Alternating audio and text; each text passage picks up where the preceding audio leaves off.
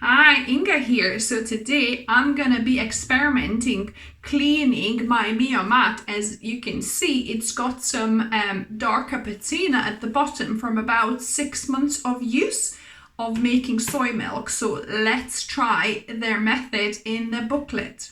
So for cleaning my MioMat, I'm going to try the method. It came in their booklet. So what it says, you need a MioMat measure of vinegar. So here I've got white vinegar, distilled vinegar. And I'm going to pour a MioMat cup measure in there. So a cup of white vinegar. And then 1 tablespoon of bicarb soda, and that will create this bubbling reaction I'll show you in a sec. So let's see, so you could witness. See, it really bubbles up. I'm just gonna give it a little swivel. So I'm gonna leave this, it says for a minute, so I'm gonna count a minute now. So it's been a minute and the reaction is pretty much finished there. It's no longer bubbling, as you can see. So what I'm going to do now, I'm going to use a kind of non-scratchy scouring sponge, and they say just to get in there and give it a rub. So that bicarb soda and that vinegar should have, that reaction between them should have loosened up the patina, that kind of discoloration on the bottom, hopefully.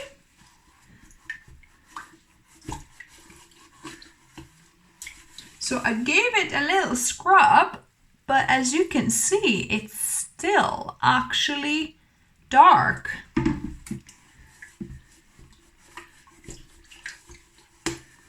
So I don't know, because in other suggestions that I've looked up, it was to put the vinegar slightly warm.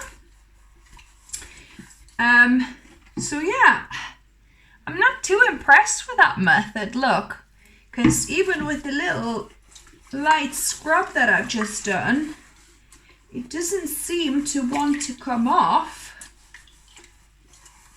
I shouldn't be doing this elbow grease method too much.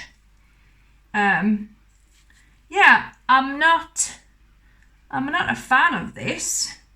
So I'll try a different method that I normally use for stainless steel appliances. So I've just rinsed it, and I'm gonna try this pink stuff. So normally I like using some stainless steel paste. So this happens to be pink, but I've used kind of like a grey, white looking paste before. It basically needs to be a stainless steel paste, cleaning paste. So I'll just do half of this ring, because I want to try a different method as well, and we can compare how effective each of these are. So I'm going to do half of this discolored ring. So what I'll do, I'll take a bit of paste, yeah, and then I'm gonna put it onto the bit of ring I actually want to clean up. I'll show you in a sec. Make sure there's not too much water. You want it pretty, not dry, but not too moist. So I've put the paste on 1/2 of this brown circle, as you can see, and I'm gonna leave this to kind of work and do its magic for a few minutes. Probably about 15-20 minutes, I would say. So it's been 15 minutes. This has been sitting with this paste on, and I'm gonna give it a scrub and see if that's shifting.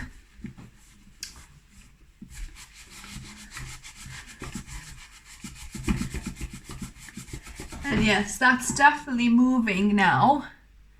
Don't know if you can see on the left hand side, it's definitely reducing. Still needs a little bit of a elbow grease, but it's definitely shifting much more than before. Can you see that bit? So I'm gonna just scrub the half that I've soaked. So I've scrubbed a bit, but it still hasn't fully come off. I'll give it a rinse. So it shifted a little bit on that side, but it's still got quite a bit to go. So I want to try a different method to see if I can find a less hands-on option, an easier option to clean this.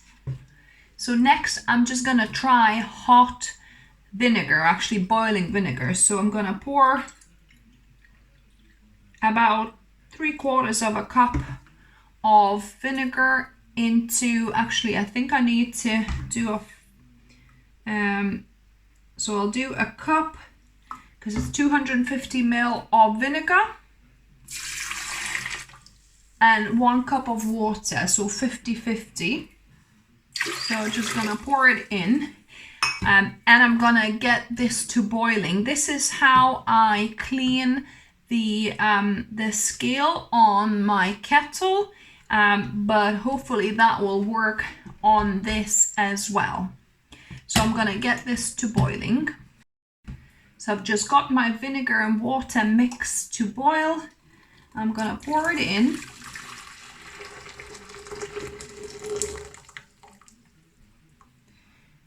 And I'm gonna let this sit for about half an hour. So the vinegar has stood for half an hour, so I'm gonna just give it a light rub. So initially it's still there, but when I give it a light rub, it just completely clears. That is awesome. Yeah, so this is definitely at least hands on option, where you just let it stand for half an hour, and after a light scrub it's all done.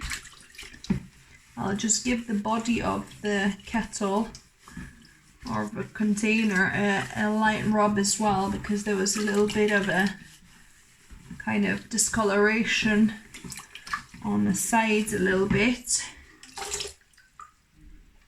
But yeah, this is great. And then you could also put this in your toilet bowl as well, for it to work like a third time, because the first time your kettle would be descaled a bit, then it works on this, and then you can pour it into your toilet bowl for descaling the toilet bowl. So triple use of this vinegar.